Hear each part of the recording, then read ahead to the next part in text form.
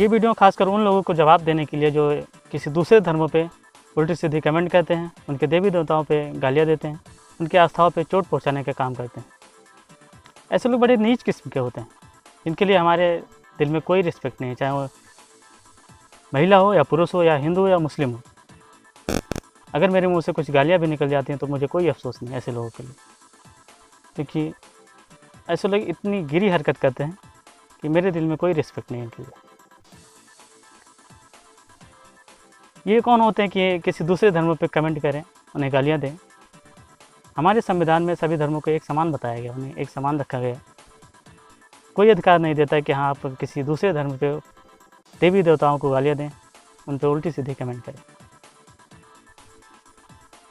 हमारी यूपी की एक मुस्लिम लड़की है हीर खान, जो बुर्का पहन के चैलेंज करती है कि हाँ मैं ऐसा सब कुछ करूँगी, गालियाँ दूँगी तो मुझे कोई कुछ नहीं कर सकता। वो हमारे भगवान श्री रामचंद्र की पत्नी सीता माता पे उल्टी सीधी कमेंट करती है, उन्हें गालियाँ देती है, उन्हें रावण की रखेल बताती है, बाबर की रखेल बताती है। इतनी काली जुबान है इस लड़की की, और चैलेंज भी देती है उसके बाद कि हाँ मेरा कुछ नहीं हो सकता, कोई मुझे कुछ नहीं कर सकता। इनकी इतनी हिम्मत हो जाती है क्योंकि ऐसे मामलों में कोई कार्रवाई होती नहीं,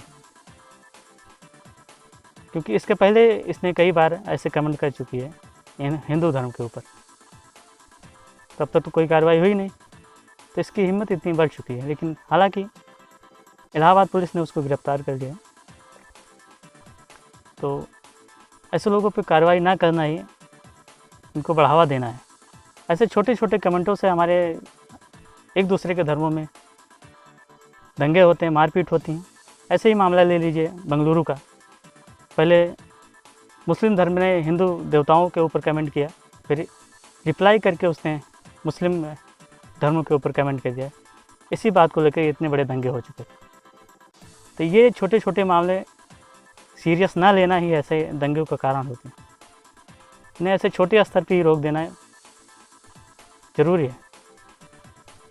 इन पर अगर नज़रअंदाज किया जाएगा तो ऐसे बड़े बड़े दंगे होते रहेंगे, क्योंकि प्रशासन कार्रवाई करेगा नहीं तो जनता खुद ही फैसला लेने में समाज में उतर जाती है और दंगे होते हैं एक दूसरे के धर्म के ऊपर, क्योंकि इसमें कोई भी अपनी गलतियां मानने के लिए तैयार नहीं है।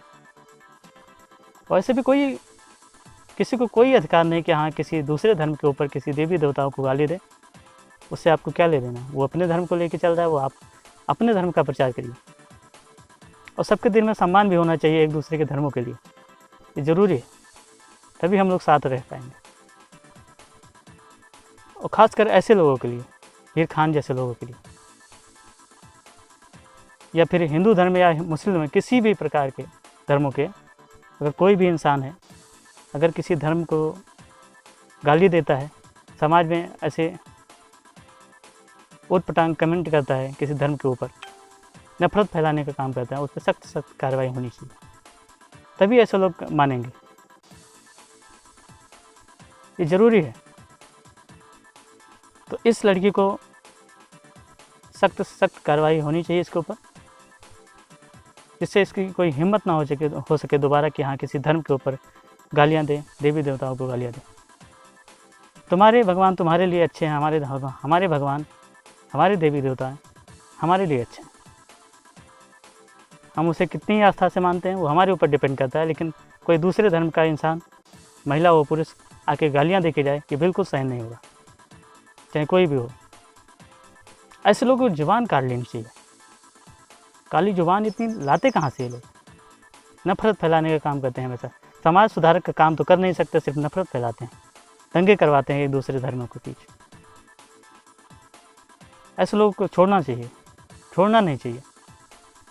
ये लोग खुले अगर छूट जाएं तो ऐसे ही काम करते हैं।